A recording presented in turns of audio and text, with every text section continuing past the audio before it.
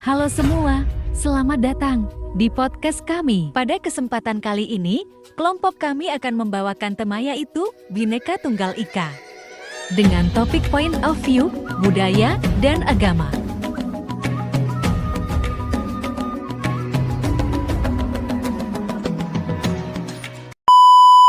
Assalamualaikum warahmatullahi wabarakatuh. Shalom, Om Swastiastu, Namo Buddhaya, salam kebajikan, dan salam sejahtera bagi kita semua. Kembali lagi bersama saya Dilan Putra Baita Tunggulangga Dan saya, Caroline Novenia Priska.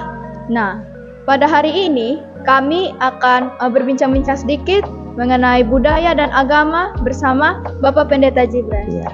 Selamat pagi Bapak. Salam, selamat pagi. Ya, bagaimana keadaan Bapak? Oke, puji Tuhan, sampai dengan hari ini sehat selalu dalam perlindungan Tuhan. Ya, terima kasih Bapak sudah boleh menyempatkan waktu untuk hadir pada podcast kami hari ini. Izinkan kami untuk berbincang-bincang sedikit dengan Bapak mengenai budaya dan agama. Oke, baik. Terima kasih ya. Baik Bapak, mungkin Bapak bisa tolong jelaskan apa kaitan agama dan budaya yang ada di Sumba? Oke, baik. Berbicara soal agama dengan budaya, itu merupakan dua hal yang berbeda. Karena agama itu adalah suatu sistem kepercayaan yang mengatur hubungan antara Tuhan dengan manusia. Sedangkan budaya itu adalah satu sistem yang dimiliki oleh sekelompok masyarakat di mana sistem itu mengikat. Karena budaya itu adalah hasil dari daya cipta, akal budi manusia yang menyebabkan sekelompok masyarakat itu hidup dalam satu sistem yang telah diatur sedemikian rupa, dan itu diwariskan dari generasi ke generasi. Jadi ketika kita berbicara soal hubungan antara agama dengan budaya, tentu walaupun berbeda, tentu memiliki hubungan. Karena bagaimanapun juga agama itu ketika masuk dalam sistem budaya, artinya di mana manusia hidup, berkembang, bertumbuh, dan lain sebagainya, tentu ada keterkaitan yang tidak bisa dipisahkan antara agama dan budaya. Walaupun berbeda, tapi soal hubungannya itu memiliki hubungan yang tidak bisa dipisahkan antara agama dengan budaya. Ya. Baik Bapak, lalu bagaimana menurut Bapak, apakah budaya dan agama itu bisa disatukan lalu berjalan beriringan? Oke. Ketika berbicara soal agama dan budaya disatukan, memang tidak bisa disatukan. Tapi bisa berjalan beriringan ya, karena tidak mungkin kita menyatukan budaya ini masuk dalam agama ini, tidak bisa, karena masyarakat Indonesia hidup dalam kebinekaan ras, budaya, dan kebinekaan agama, dan untuk menyatukan budaya dengan agama itu adalah satu hal yang sulit. Namun kita perlu melihat begini, bahwa dalam budaya-budaya ada nilai-nilai yang juga hampir sama atau mirip dengan nilai-nilai yang diajarkan oleh agama, baik itu Kristen, Islam, Hindu, Buddha, Konghucu, dan lain sebagainya. Ada nilai-nilai yang sudah dimiliki oleh budaya itu sendiri. Jadi saya kira penyatuan antara agama dan budaya itu bisa terjadi apabila nilai-nilai yang bersamaan itu disatukan dan bisa berjalan beriringan, dan budaya, agama bisa berdampingan satu dengan yang lain. Tapi kalau untuk disatukan itu sulit ya. Saya kira demikian. Baik, Bapak. Ya. Sekarang kan banyak orang Sumba yang menikah dengan orang yang berasal dari luar Pulau Sumba. Apakah hal tersebut berdampak negatif karena orang tersebut dapat meninggalkan budaya Sumba atau justru malah berdampak positif? Kita bisa melihat dari berbagai sudut pandang. Karena kita kan Indonesia dalam satu semboyan kita Bhinneka Tunggal Ika. Berbeda-beda tapi tetap satu. Nah, ketika seseorang menikah dengan orang yang berbeda budaya, saya kira ini adalah sebuah pengalaman baru untuk kita saling mengenal budaya yang berbeda dari kita. Karena kita hidup dalam kebinekaan itu. Nah, ini yang harus kita pahami sehingga kita bisa berpikir positif. Dengan menikahnya seseorang dengan orang lain, misalnya orang Sumba dengan orang Jawa, tidak otomatis budaya Sumba itu langsung hilang. Ya, langsung hilang. Tidak demikian. Karena bukan hanya individu yang mewarisi budaya itu, tapi sekelompok orang. Jadi kalau satu individu menikah dengan orang yang berbeda budaya, tentu hal itu tidak akan membawa dampak yang negatif bagi perkembangan budaya yang ada di Sumba. Tapi saya kira kita harus lihat dari sudut pandang kebinekaan tadi, karena kita orang Indonesia dengan memiliki hubungan dengan suku-suku lain yang memiliki adat yang berbeda. Di sini kita belajar untuk saling menghargai dan menghormati serta menerima budaya yang berbeda dari kita. Karena bagaimanapun ada nilai-nilai budaya Sumba yang luar biasa juga yang diwariskan kepada generasi-generasi yang ada di Sumba. Bagaimana menghargai perbedaan dan lain sebagainya. Saya kira tidak akan berdampak negatif bagi budaya Sumba. Justru memperkaya budaya. Ya, baik Bapak. Lalu bagaimana pendapat Bapak dengan anak yang harus mengikuti budaya dari ayahnya? Apakah anak itu juga dapat memilih bahwa dia harus mengikuti contohnya budaya ayahnya atau budaya ibunya? Itu ya. Oke, dari perbedaan budaya tadi ya. Oke. Kalau untuk itu sistem di Sumba ini kan sistem istilahnya patrilinear ya. Jadi keturunan bapak itu yang diikuti. Misalnya saya orang Sumba, istri saya orang Jawa contoh. Kalau sistem budaya Sumba tentu harus ikut saya karena sistem kebapaan tadi ya, ikut garis keturunan bapak ya. Tapi tidak berarti anak saya harus dipaksa untuk mengikuti budaya papanya karena ibunya orang Jawa misalnya. Tentu di sini sebagai seorang bapak yang baik tentu harus mewariskan nilai-nilai yang baik bagi anaknya. Tidak harus mengikuti budaya papanya. Tapi memang di Sumba agak berat ya ketika bicara soal budaya. Contoh, kalau anaknya atau kalau mamanya dibelis, anaknya juga ikut dibelis contoh ya. Tapi itu bisa berlaku kalau kedua-dua atau pasangan itu sama-sama Sumba. Tapi kalau dari luar itu bisa berbeda konteksnya, bisa berubah. Dan yang paling penting di sini adalah bagaimana mengajarkan anak untuk menghargai budaya ibunya dan budaya bapaknya, supaya nilai-nilai yang diwariskan itu menjadi nilai-nilai yang baik untuk anak cucu dan generasi ke depan. Sebab kalau kita hanya istilahnya menekankan salah satu budaya,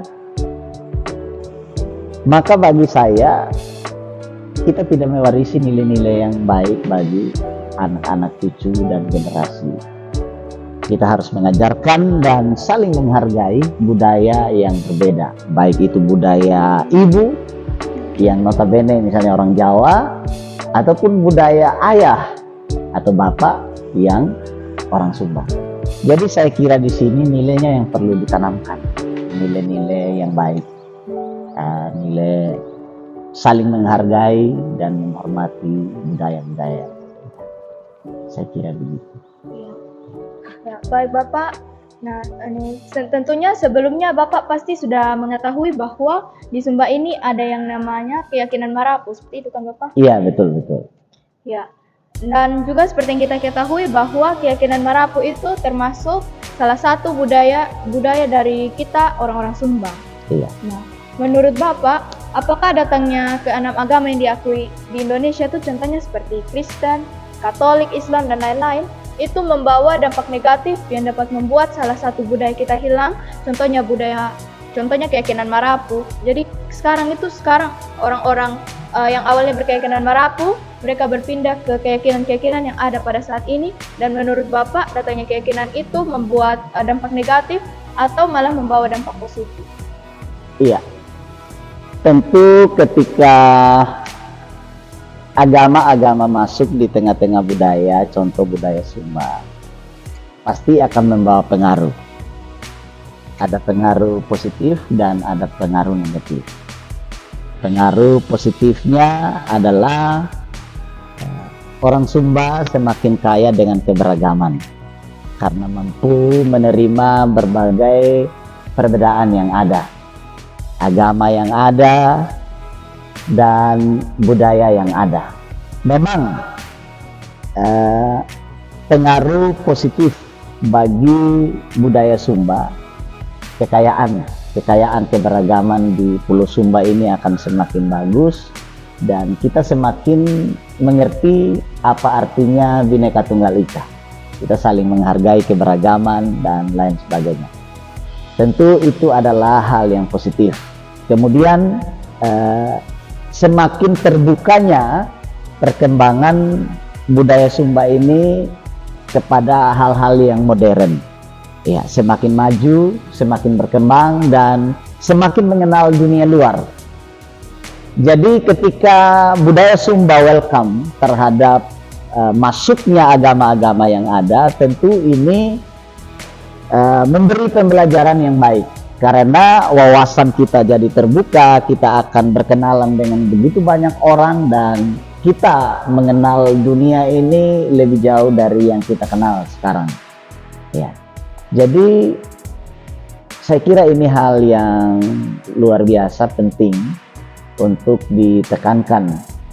Karena kalau kita kebal dengan budaya, maksudnya mempertahankan budaya kita tanpa membuka diri dengan perkembangan yang ada, maka kita akan menjadi orang yang dianggap primitif, karena sekarang ini dunia semakin modern dan berkembang dengan teknologi yang ada. Jadi penerimaan terhadap perkembangan, keterbukaan terhadap pembangunan teknologi dan lain sebagainya harus terus dikembangkan. Kemudian memang akan menjadi persoalan yang besar ya bagi budaya ketika agama-agama itu masuk, apalagi agama Kristen. Agama Kristen itu agama penginjilan yang menekankan pemberitaan Injil. Jadi menjaring pengikut. Sama dengan agama Islam, agama dakwah.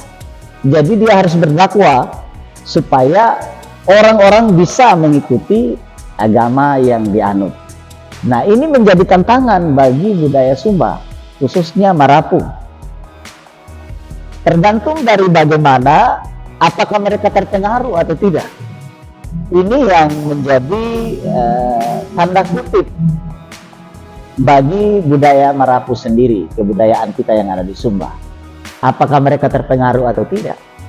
Jadi kembali kepada bagaimana kita mempertahankan budaya. Itu hal yang sangat penting. Karena agama-agama yang ada ini, agama dakwah, agama penginjilan, mencari pengikut-pengikut baru dan lain sebagainya. Jadi ini tantangan memang dalam budaya. Jadi pengaruh negatifnya bagi budaya Sumba adalah bisa menyebabkan orang-orang Marapu mengikuti salah satu agama atau kepercayaan.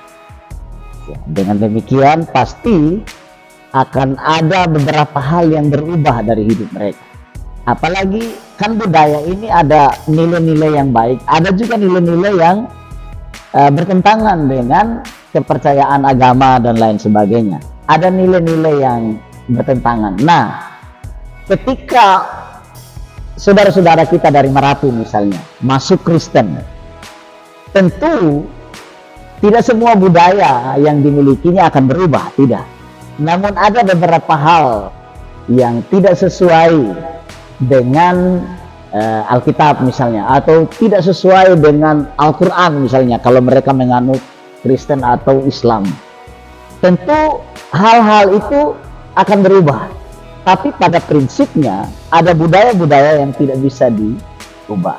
Ada nilai-nilai budaya yang kental yang tidak bisa diubah, walaupun dia sudah beragama Kristen atau beragama Islam, Hindu dan lain sebagainya. Ada hal-hal yang tidak bisa diubah dalam budaya itu, yang terus melekat karena itu mengandung nilai-nilai yang baik bagi perkembangan orang Sumba dan menjadi ciri khas tersendiri dari budaya Sumba. Jadi menurut saya tidak mungkin hilang budaya itu.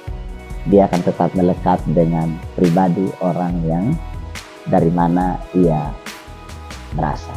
Ya, saya kira begitu. Baik Bapak, lalu hal-hal apa saja yang dapat memicu terjadinya konflik antar agama dan budaya? Iya, memang ini hal yang sangat sensitif ya. Sekarang ini sedang berkembang isu SARA dan lain sebagainya. Namun kita perlu waspada dengan isu-isu tersebut karena bisa memicu konflik, perpecahan, perang saudara. Ini yang perlu diantisipasi. Ada beberapa hal. Yang pertama, ketika kita menganggap budaya kita paling superior, ya, dan budaya orang lain itu di bawah budaya kita, ini akan memicu konflik. Pasti akan memicu konflik antar budaya, apalagi antar agama. Tentu ini akan memicu konflik. Ketika kita bilang agama saya paling benar, agama kamu tidak benar, ini akan memicu konflik. Jadi ketika kita memiliki fanatisme agama yang berlebihan atau fanatisme budaya yang berlebihan, ini akan memicu konflik. Ketika kita tidak menghargai budaya yang lain, agama orang lain, ras orang lain, ini akan memicu. Makanya saya setuju dengan sistem pendidikan sekarang dengan menekankan pendidikan Pancasila bagi siswa-siswi sekarang ini. Itu hal yang sangat luar biasa, sebuah gerakan yang dibangun kembali oleh pemerintah. Dulu sudah pernah ada, istilah kami dulu itu P4 ya. Sekarang dimunculkan kembali. Karena apa? Karena mulai muncul hal-hal yang memicu konflik akibat dari orang-orang atau anak-anak atau generasi ini tidak diajarkan nilai-nilai Pancasila, nilai-nilai kebenekaan, nilai-nilai toleransi, ya, nilai-nilai gotong royong. Hal itu yang akan memicu konflik di antara budaya dan agama. Ya, saya kira ini yang perlu kita perhatikan untuk generasi-generasi kita ke depan. Ya, baik Bapak. Nah, misalnya nih di lingkungan sekitar Bapak itu terjadi perdebatan antar agama atau antar budaya. Nah, lalu apa yang akan Bapak lakukan untuk mengatasi permasalahan tersebut? Ini dulu ya. Oke. seandainya di lingkungan kita ini terjadi perdebatan atau konflik agama, tentu yang pertama itu kita harus berdiri sebagai penengah, karena kita memahami kehidupan di mana kita hidup sekarang ini. Kita hidup berbangsa dan bernegara, negara Indonesia, dengan dasar Pancasila yang kuat, dengan sistem kebinekaan yang kuat. Tentu hal ini harus ada di dalam diri kita. Kita harus membangun jiwa nasionalisme itu, sehingga ketika ada konflik antar agama, antar budaya, atau apapun itu konfliknya, kita harus kembali mengingatkan. Yang pertama, nilai toleransi. Toleransi beragama yang dijamin oleh undang-undang. Ya. Kemudian saling menghargai. Saling menghargai satu dengan yang lain. Harus diingatkan supaya apa yang telah kita bangun selama ini jangan rusak gara-gara konflik agama. Ketika agama berkonflik, budaya berkonflik, itu merusak nilai-nilai kebinekaan, merusak nilai-nilai Pancasila. Nah, ini yang tidak boleh terjadi. Jadi ketika konflik terjadi di lingkungan kita, kita harus kembali ingat, siapapun atau agama apapun, budaya apapun, kita harus ingatkan, kita ini Indonesia yang menghargai keberagaman. Kalau tidak mau hidup dalam keberagaman, ya jangan tinggal di Indonesia. Betul juga. Karena kita orang Indonesia, orang yang menghargai keberagaman. Kita memiliki prinsip Bhinneka Tunggal Ika, gitu ya. Jadi kita harus antisipasi konflik-konflik yang ada, memperkecil konflik dengan membangun komunikasi, melihat perbedaan sebagai kekayaan, bukan sebagai konflik ya, tapi sebagai sebuah kekayaan yang harus dihargai. Saya kira itu. Ya, baik, terima kasih Bapak. Dan mungkin hal ini juga bisa menjadi tips atau pembelajaran bagi kita semua bahwa jika terjadi konflik, apa yang harus kita lakukan dan bagaimana cara mengatasi. Baik Bapak, lalu hal apa saja yang dapat masyarakat lakukan untuk mencegah terjadinya konflik antar agama atau budaya? Oke, yang pertama, masyarakat harus membentengi diri dengan ajaran agama atau kepercayaan yang dianut. Harus membentengi diri, memahami ajarannya dengan baik. Itu yang pertama.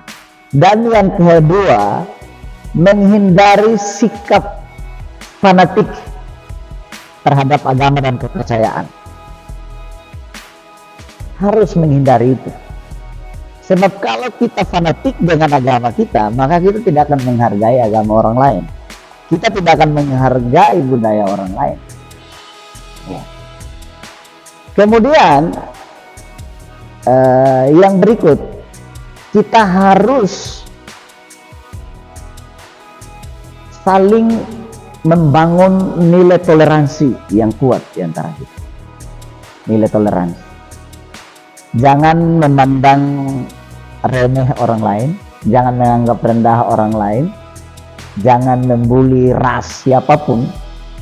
Soalnya sekarang ini masalah rasis ini sangat kuat terjadi di dunia. Ya, di Indonesia juga rasis ini kan luar biasa. Namun untuk menghindari konflik, kita harus menghindari rasis. Itu yang paling penting. Jangan sampai kita menganggap ini ras kita paling tinggi. ras yang lain paling rendah, agama kita paling benar, ini agama yang lain tidak benar, agama yang lain kafir, hanya kita yang memiliki status yang paling tinggi. Tidak begitu. Orang Indonesia yang baik itu adalah orang Indonesia yang menghargai perbedaan. Jadi kita harus membangun nilai toleransi, membangun kesatuan, membangun hubungan kekeluargaan, gotong royong, dan nilai-nilai Pancasila itu harus diterapkan dalam kehidupan kita. Saya kira itu beberapa hal penting yang harus disampaikan pada generasi ini supaya menjadi pembelajaran. Ya, baik Bapak. Nah, yang terakhir nih, mungkin Bapak ada sedikit saran untuk kami sebagai generasi penerus bangsa, apa yang harus kami lakukan ke depannya? Oke, saran dari saya bagi adik-adik generasi penerus ke depan ini, yang pertama, hiduplah dalam nilai-nilai kebenaran. Ya. Bangkitkan nilai kebenaran itu di dalam diri, sesuai dengan agama yang kalian percaya. Kalau kalian orang Kristen misalnya, berarti kalian harus menghidupi nilai-nilai kebenaran dari Alkitab. Kalau kalian Islam, harus menghidupi nilai-nilai dari Al-Quran sendiri. Kemudian jangan fanatik menganggap agama kita paling benar dari agama orang lain, menganggap budaya kita paling baik dari budaya orang lain. Kemudian yang berikut, dalam kehidupan berbangsa dan bernegara, nilai Pancasila itu harus hidup di dalam diri kalian. Jiwa nasionalisme itu harus ada di dalam diri kalian. Mencintai bangsa dan negara, salah satunya adalah merawat kebinekaan itu, merawat keberagaman itu, jangan sampai dirusak. Ada jiwa nasionalisme di dalam diri kalian, mencintai bangsa ini, mencintai negeri ini, membangun bangsa ini, membangun negeri ini demi generasi kita, demi anak cucu kita ke depan.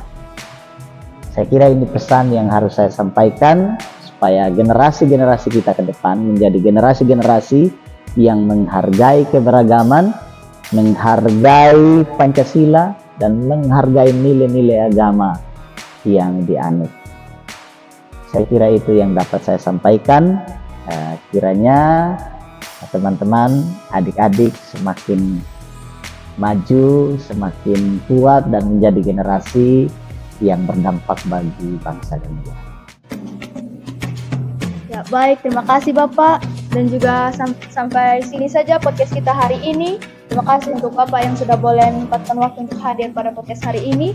Dan juga terima kasih untuk teman-teman yang sudah boleh setia menonton video ini dari awal sampai akhir. Jangan lupa untuk like, comment, share, and subscribe.